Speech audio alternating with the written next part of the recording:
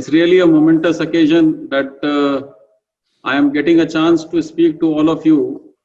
Let me start with one basic thought that the income tax in this country got introduced way back in the year 1860.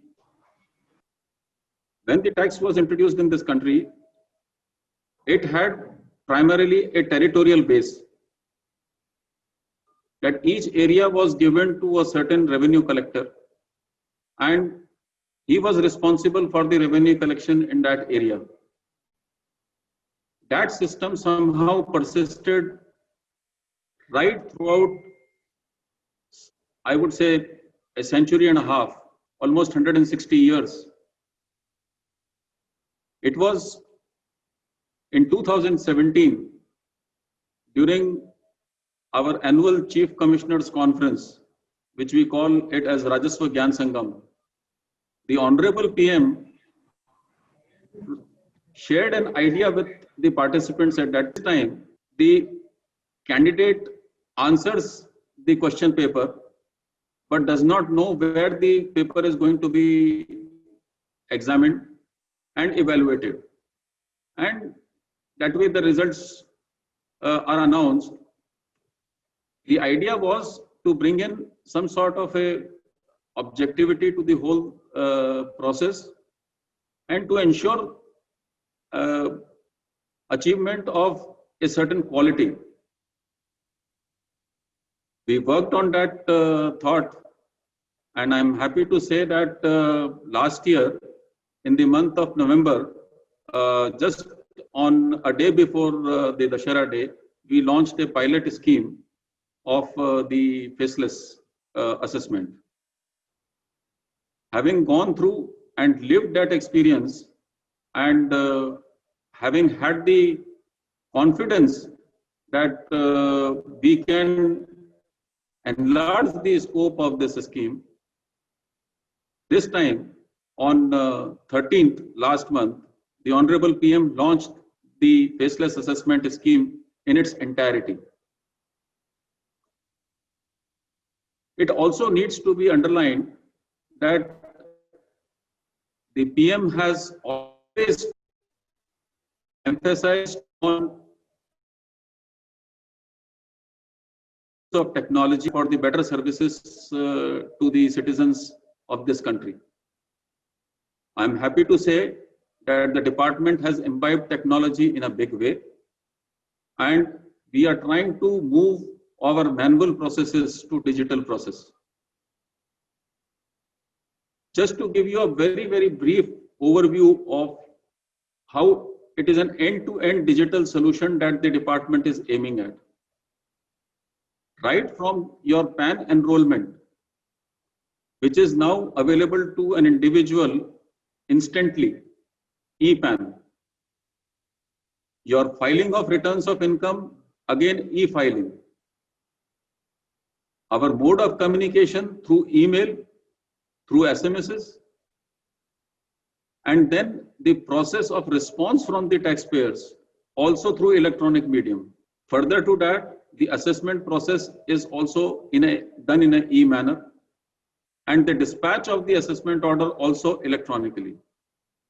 So right from the PAN, allotment of PAN to the end product, and I will take you further also, that everything is being sought in a digital fashion and in a very, very transparent, efficient manner. The faceless assessment scheme, my esteemed colleagues, Mr. Varshne and Mr. Punia are there. They will speak in detail, but I will give you a broad overview of the whole thing.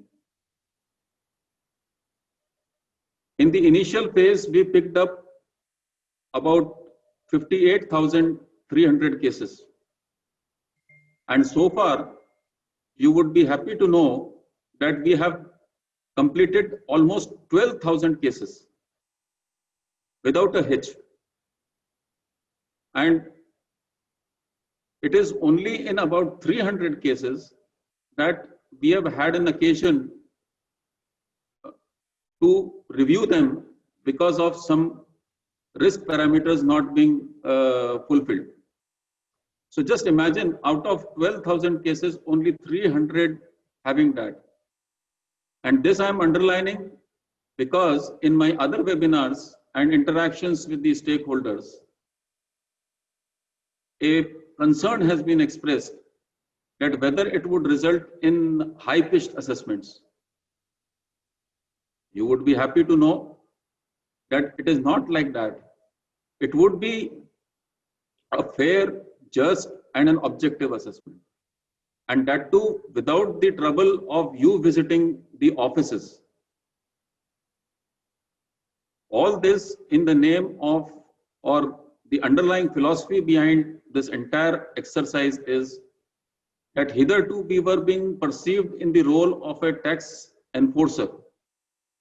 We would like to be perceived as tax facilitators.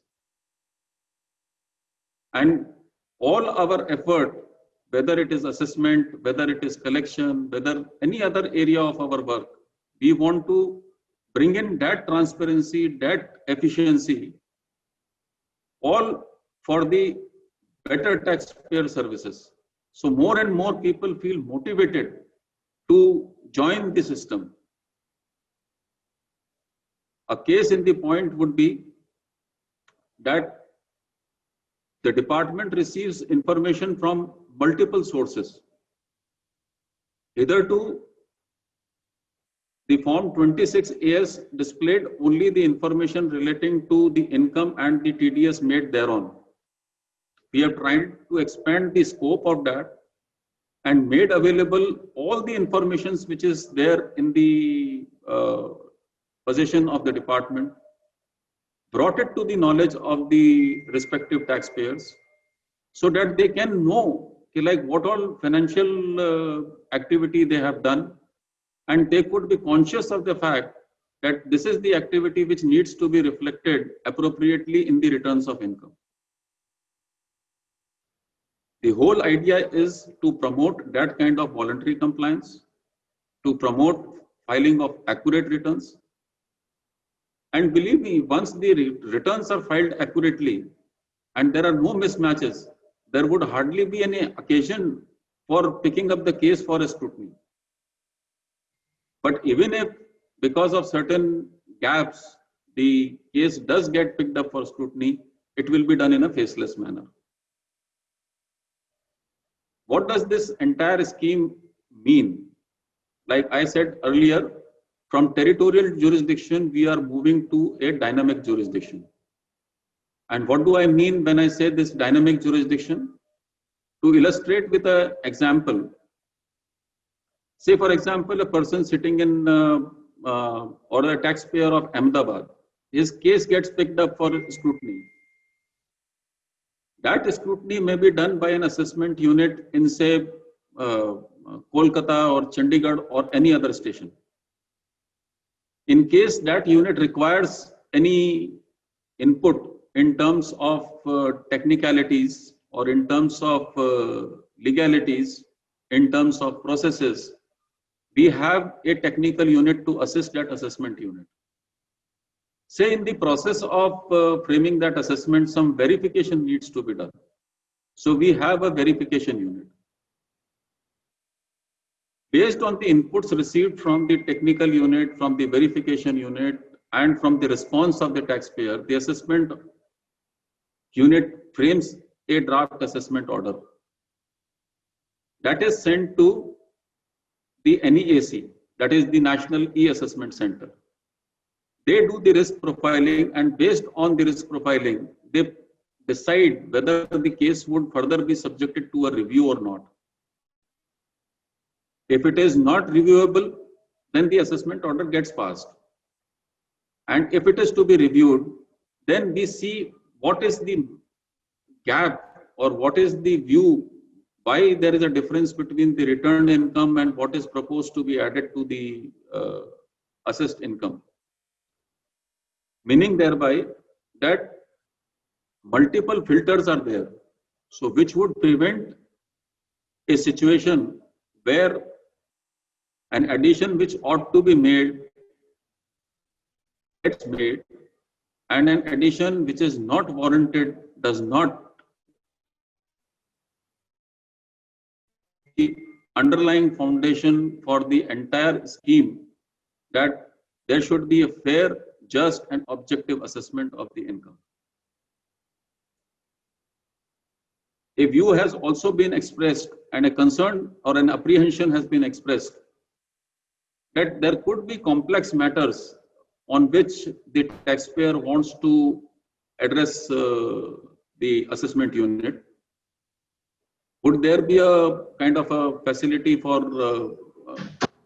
video conferencing or interaction with the assessment unit? Let me assure all the members of this meeting, yes, we have made provisions for that also. But at the same time, I would like to put a caveat there, and that is, we are ensuring that the questions which are being raised to the taxpayer are not generic in nature. They are very, very specific. And we do expect and request all the recipients of such communication to respond in a pointed manner. Again, not in a generic manner. If it is a point-to-point question answer, it would help in easing out the entire process.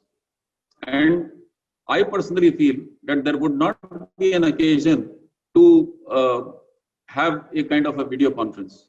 But I do understand and appreciate there could be situations where it would be needed, and we are prepared for that.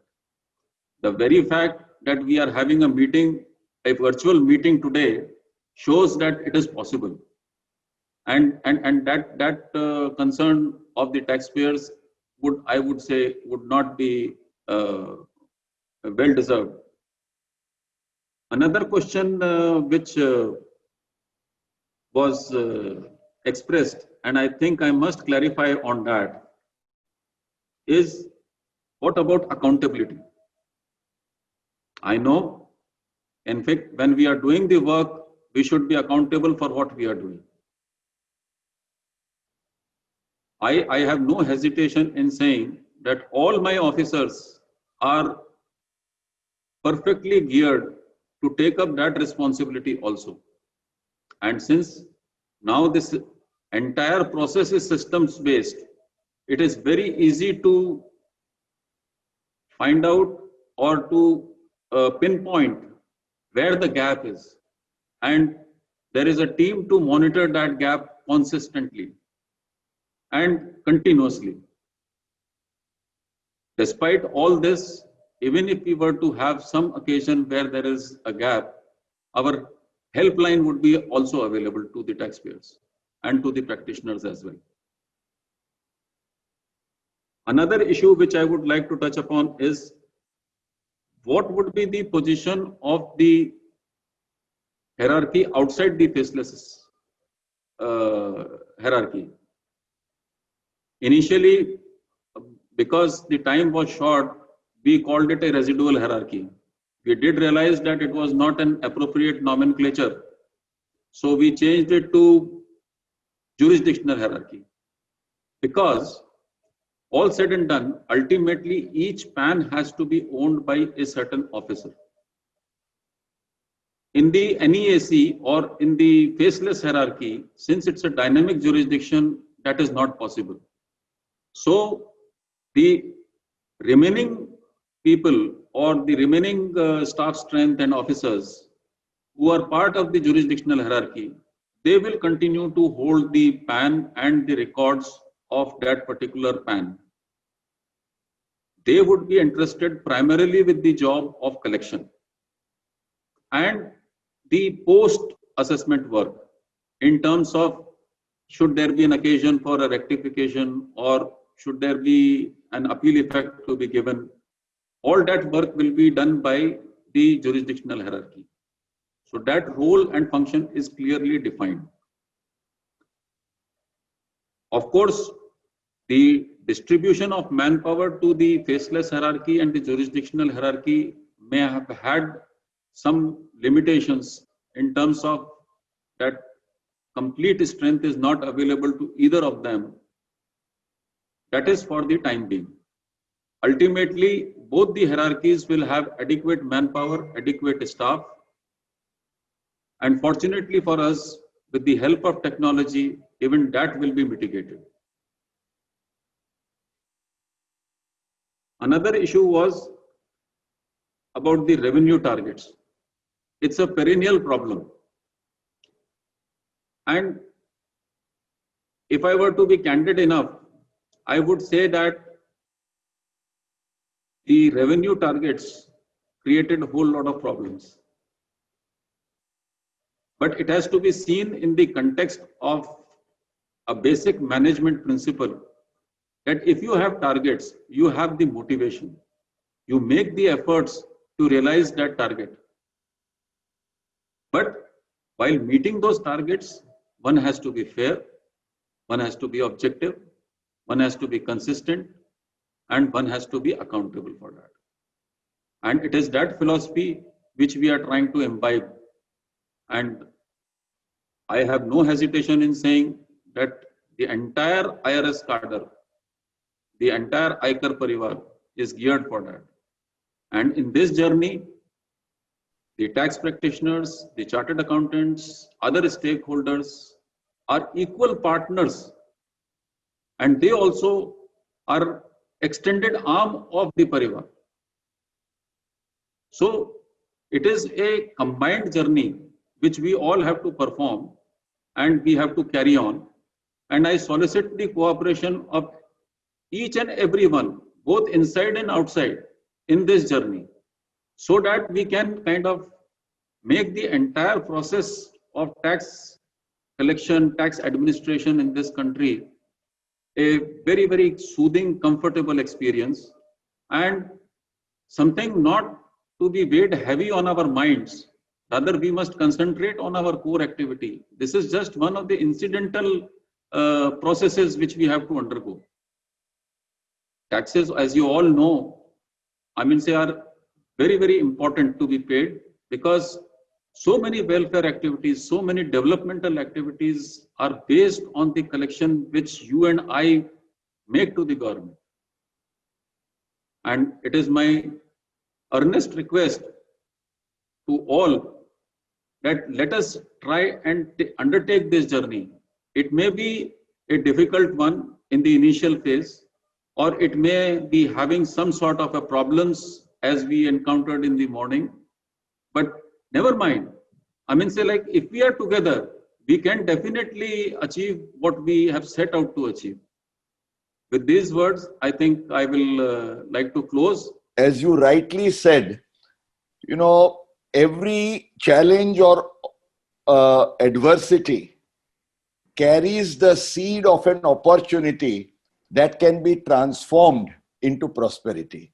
Sir, I remember those days, 15 years ago, when we wanted to introduce, the e-return filing.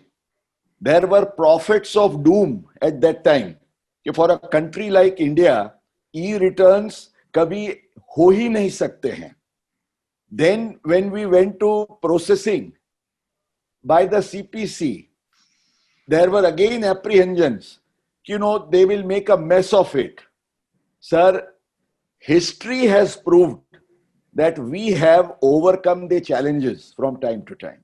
And in fact, I would like to say that today is a very historic day for us, because on the 13th of August 2020, the Honorable Prime Minister shared his vision about faceless assessment, honoring the honest and transparent taxation. And sir, exactly 1 month from then, 12th of September 2020, if it was the vision of the PM, today the captain in charge of the mission, that is you, sir, you have shared your thoughts with us.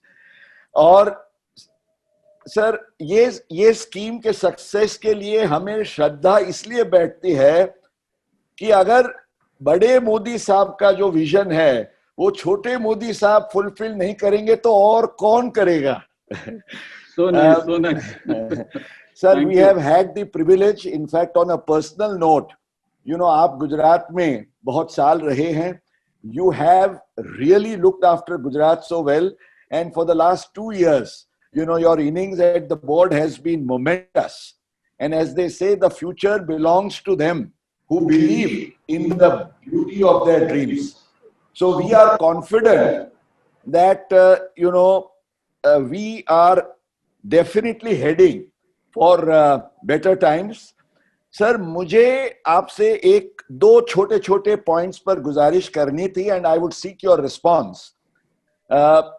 Sir one is कि मोदी साहब ने जो हमें चाय पिलाई 13 अगस्त को, मैं चाय इसलिए कहता हूं कि बिकॉज मोदी साहब is very famous and known for his TEA. तो ट्रांसपेरेंसी, एफिशिएंसी और अकाउंटेबिलिटी, ये तीन चीजों को उन्होंने उस दिन जिक्र किया sir. And you touched on all the three today as to how the faceless assessment will take us on that direction. Sir, there are only two issues on which I would seek your response before we shift on to the marathon discussion with the teammates of yours who have really worked with us and with whom we are expecting a momentous innings, in this 2020 match. Sir, number one, you referred to the specified financial transactions. And on the specified financial transactions, there has been a lot of anxiety in the minds of the taxpayers for this reason that, sir, because this is the first year of reporting, obviously there are a lot of mistakes, blunders that are taking place. तो लोगों को रात नींद नहीं आती है कि मैंने जो निवेश नहीं किया, वो खर्च नहीं किया, वो मेरे केस में दिख रहा है. Sir, our request is if you can please clarify and announce that the board should give us a portal, a window on our ITBA whereby, a taxpayer can respond if there are any errors on the 26 AS. Sir, would you like to just comment on that? The point made by you is that there could be cases where certain financial transactions which do not pertain to that particular taxpayer have been reported on his portal, in his account. Gee. Number one, let me share with you upfront that there is a window in the portal itself where he can log in and say, okay, like this is the mismatch which he is noticing. But more than that, since it was the first year, we have parallelly worked on this kind of a scenario, and very soon you will have a response box there and then as in front of your information only, which would allow you to say confirm, deny, or amend that information. Sir, even for the transactions for assessment year 2021? Exactly. We want to make it almost real time. Wonderful, sir. We appreciate that. Then only the voluntary compliance would get picked up. Ji.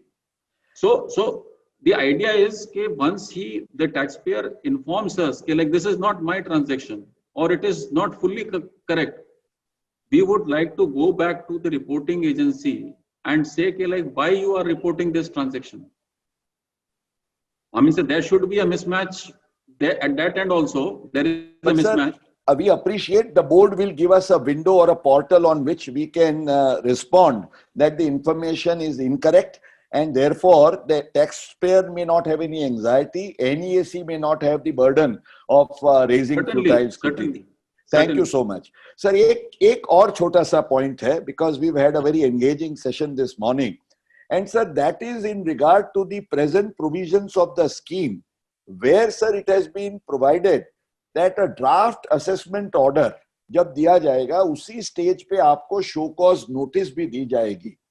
Now, sir, and I can ask for a video conferencing. Sir, you will appreciate it is human nature. Sir, jab assessment unit may have worked for weeks or months together for taking care of the assessment. It has maybe even gone to the review unit. The review unit has seen it. Uske baad, agar SSE ko ya taxpayer ko, sir, notice milegi, draft order diya jayega. So when he goes for any response or correction, sir, the mindset would be कि भाई यार कोई mistakes apparent from the record हो तो बताओ, बाकी इससे ज्यादा हम देखने के मूड में नहीं है. Sir, our humble prayer and suggestion is this show cause notice and this opportunity for video conferencing. Sir, if it is given earlier at a stage when the mind is yet to be made up even for writing the draft assessment order, sir, it will, save a lot of trouble and burden for both the taxpayer as well as the department. No, let me respond to that, Mukesh bhai. That concern would not really be an issue for concern. Why? Because whenever an adverse view is being proposed to be taken in the case of a taxpayer, that is why many a times what is happening in the existing system. AO just forms an opinion and passes the order. Ji, sir. Without confronting like why do you have anything to say finally. Ji. That is why this provision of draft assessment order. Ji. So far as that mindset is concerned, let me tell you that once the response to that draft assessment order or the objection comes, it will not go back to the same assessment unit. It will go to another assessment unit. Okay, sir. Bring in that independence and that objectivity. So basically, sir, I think you have made a very important statement. And sir, the media is also listening. I am sure this will give us a lot of comfort that if at the stage of the draft assessment order, the taxpayer raises firm and clear objections, sir, it will go to a review unit and only after that, it will be another unit. So basically the taxpayer will have the comfort that if I have a problem, I will be heard twice. Am I correct, sir? Certainly. I think this makes a big difference, sir. But at the same time, I would also make a request and urge that just the way we are trying to frame specific questions, we would also urge the taxpayers and the councils to give specific replies rather than generic replies. We appreciate. It would facilitate the process. Sir, I think you have made some extremely valuable points, and I would like to close here with only a couplet of none else but our own Prime Minister. And I think that should encourage us because, as you rightly pointed out, the objective of faceless assessment is on one hand, honoring the honest, on the other hand, dangling the dodgers, if I were to say so, and in the process, promote voluntary compliance. And sir, if the targets that you are looking at are achieved through voluntary compliance, I am sure you would not be required to look otherwise.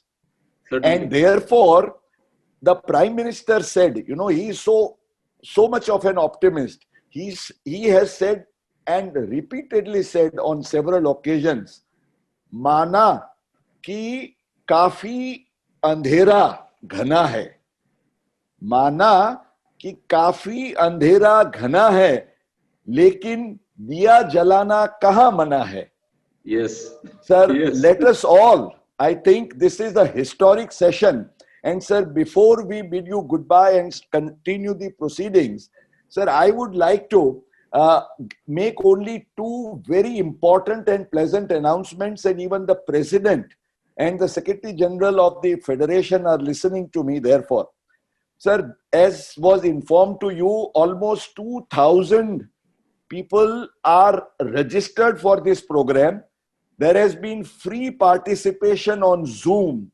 And I just received the message that with the, Facebook on Taxman and the YouTube link of the AIFTP, sir, just as there would be some 25 to 30,000 people viewing a 2020 match, sir, 2020 ka aaj ka hamara ye historic session is being viewed by about 25 to 30,000 people. I think that is a great joy and satisfaction for us. We want to thank you. We want to thank your colleagues also, who will be introduced by, my friend, Mr. Samir Jani, Dr. Puniha and Mr. Varshneya. Two of the finest officers of the department are joining us on this panel. But sir, I would like to make another very pleasant announcement, and that is that Taxman has joined us as a media and research partner.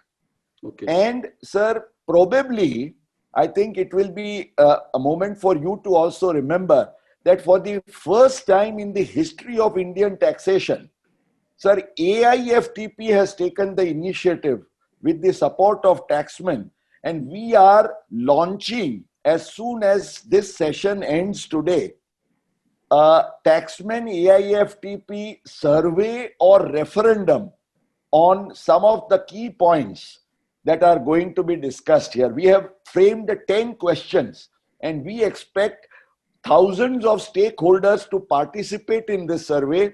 And sir, the results, we will be having this survey and referendum open for 1 week. We will be sharing with the CBDT and the NEAC.